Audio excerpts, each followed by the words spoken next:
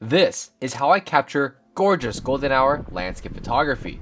From capturing the shot to editing it in Lightroom, I want to bring you along on my shoot today at Crystal Cove State Park. This is a park that I've come to quite a bit to shoot my landscape photography while coming out with some stunning photos. And today, it's a gorgeous day with pretty minimal overcast, so we'll be getting some great weather to capture our landscapes. And trust me, it's not every day that we get weather like this. The main piece of gear that I want to test today is the 24-120, which is what I'm using right now to vlog myself. And I haven't really used it for pure landscape photography until now. I think this is gonna be a really great test. Today, I'm really just gonna be hanging out more by the cliffside instead of going down to the beach. And the reason why is I feel like I want to test the versatility of having that long focal range of 24-120, and I think this is the perfect place to do it. At Crystal Cove, there's a handful of vantage points to see the entirety of the beach. However, some spots are definitely better than others, and the one I picked out gives me a beautiful view of the whole coastal line, with plenty of cliffside in the background. The thing with this angle is that the sun won't set on this side. Yes, we have a beautiful subject, but the sunset will be facing the opposite direction. Now this isn't all bad, because we'll get a different set of colors, such as purples and pinks, but not your soft oranges and reds that you'd normally get when facing towards the sun. But now that we found our spot, it's time to set up the camera and put it on our tripod to start crafting our composition. At this point, it's about 45 or so minutes until the sun actually sets, and my main focus with these shots is to see what kinds of compositions are actually possible. And one that I really liked was having the camera set to 24mm in horizontal orientation, and including these flowers on the right hand side. This gives me something to ground the cliffside to, as having a foreground element helps to give perspective to how far away the background element is. And by using the rule of thirds, I figured having the flowers in the bottom right hand corner with the cliffside in the background at the top left would be a perfect spot to create some balance in the image. But nonetheless, we come out with a pretty nice image, and once we edit it, we bring out the colors in the sky and try to balance out the image by crunching the shadows and blacks. It's a great idea in terms of what a 24mm photo looks like from this angle, but I decided that punching in a bit might be a good idea to bring out a bit more of this leading line. You see, the shoreline is perfect for creating a line that leads your eyes from the bottom of the scene to the top, and by zooming in to around 42mm gives me enough of a focal length to punch in a bit to tighten up the composition. This also gives me room to add a bit more dead space to balance out the cliffside, and with the sun going down even more, those colors pop a lot more with the purple and pink hues. But after taking a couple more photos, I saw the sunset even further with plenty of time to capture some images. With the 24-120, it is a bit difficult to punch in to a tighter composition, but I didn't mind it. Even with the 24-120, there's still more than enough focal length to work with, and especially at 120mm, I can add in more of the surrounding elements to get a more complex composition. However, the sun started to set and go down quite a bit.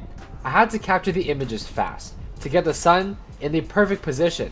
So I just decided to capture a bunch of different images of the sun setting at different positions and figured I can choose the one I liked later, and ended up picking this one where the sun was a bit more visible versus it being much lower in the sky. And the 120mm ended up working out after cropping in a bit to ensure the sun was perfectly centered. But this photo is pretty beautiful. We have amazing colors with vibrant pinks and oranges to create this golden hour vibe with the sun setting.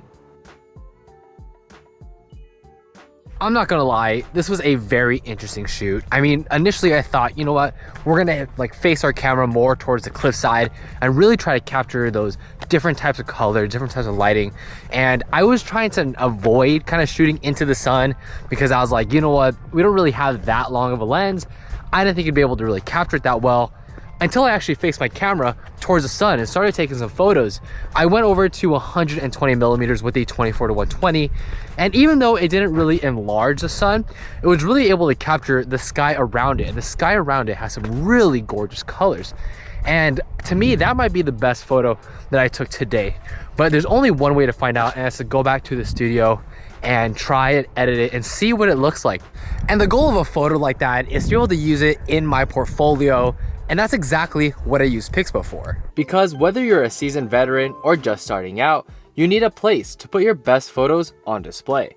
I've really enjoyed using Pixpa for their seamless integration into my brand with clean-cut templates that are easy to work with and plenty of designs to choose from, which are all professionally designed and meant to appeal to your audience.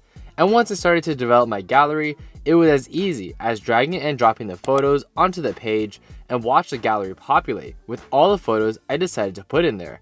It's allowed me to showcase my work to the world in a format that puts my photos front and center. There's no need for coding experience or any sort of website know-how to get your portfolio up and running. And if you felt like this would work for you, then click the link in the top right hand corner and use the code EPIC for 40% off your annual subscription or 55% off a 2-year plan. Thank you again to Pixpa for partnering with us in today's episode. Now let's go right behind the screen and take a look and edit this photo. So the first thing I see with this photo is that I really think that this is a super high contrast image. So what we're gonna wanna do is bring up the exposure a bit and drop those highlights down so we can actually get a little bit of these shadows up. And now kind of seeing what the entire image looks like, I think we're gonna wanna crop this in a little bit. And the reason why I wanna do that is I kinda wanna take out this piece of shrubbery right here and really get the focus on this sun. So I think something like that looks really good. I know for a fact that when I shot this photo, I was a little bit off in terms of the centering. And that makes sense, right? Because we're shooting at what, 120 or 120 millimeters. So it's gonna look a little off center. It's not gonna be perfectly aligned. So we're just gonna go ahead and crop that in, bring up the clarity a bit. I wanna really get this foreground to kind of pop a little more. And actually what we're gonna do is we're gonna dehaze this image so that we can see, oh yeah, look at all that dust. It's so nasty, that's dust on the sensor. And this is really prevalent, especially when we're shooting at an aperture like f8, right? When we're shooting at f8, we're gonna see a lot of this dust show up. And all we wanna do is just go ahead and remove it with the removal tool up here. But yeah, it looks pretty good for the most part. So what I wanna do is actually just mess with these colors here. Now this calibration is really nice so we can kind of set the foundation for how we're gonna edit the rest of the image in terms of the colors, right? We're able to choose the red, green, and blue primary. And my goal here is to really accentuate that pink tone. So what we're gonna do is actually just go with a mask and then hit select sky so we can create a sky mask, and then we're gonna duplicate and invert the mask. And the reason why we want to duplicate and invert the mask is so we can get a mask for the foreground and one for the sky, so we can kind of edit it individually. And we're going to use the point color here so we can actually get a good read on what that color actually looks like, and we can actually change just the sky colors individually. So I definitely want to shift it to more of that orange hue. And then I want to see, can I actually change, like, is that different, right? Like, is the upper part of the sky different? Not really. Maybe you just bring up the highlights a little and then drop down the rest of the image. Maybe you bring up the shadows. Yeah, we'll just bring up the shadows individually because I want to make sure that this looks as clean as possible. That looks pretty decent. So what we're gonna do is go ahead and edit the foreground now.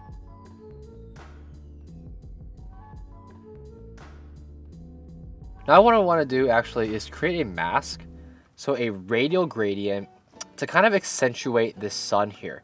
So what we're going to do is we're going to go there, and then we're actually going to drop the dehazing by a lot to kind of give the sun a sense of glow, because now we can go in and then increase actually the warmth of the image. And so now you're really bringing out this halo effect, or not this halo effect, but this kind of like angelic kind of effect with the sun. And the goal there is to really accentuate that, yes, this is a sunset, and we want to bring out those colors, bring out the lighting. And I mean, that looks pretty good for the most part. I'm pretty happy with how this image looks. The last thing I'll probably do is, because we don't really need to do this because we kind of already did that with the mask. So what I'll probably go ahead and do is go to the color grading and now just add in more of these orange hues. So I'm gonna go ahead and add in more of that orange. Try to balance it out with maybe a little bit more like purple red type of vibe. Probably come here. And then I want to actually add more orange to this part, mainly because I feel like this part was really cool, whereas the sky was really warm. So if we add in some of that orange there to the foreground, it really helps to balance out the image. And actually this image looks really good. So this is what it looks like before, this is what it looks like after. really able to bring out a lot of those colors and a lot of that lighting. So yeah, here's the final image, and I actually think it came out really good. I was quite surprised with how good it looked in general. I was able to bring out a lot of those colors, all that lighting, really was able to punch through. And if you also want to see me edit these other two images, feel free to hit the join icon down right below this video, where you're able to see a lot of other bonus content as well. But I'll be making a separate editing vlog specifically for these two photos. So if you want to go ahead and see that, hit the join icon and join my platform. Anyways, guys, thank you so much for experiencing the world with me today. I'll catch you guys in the next one.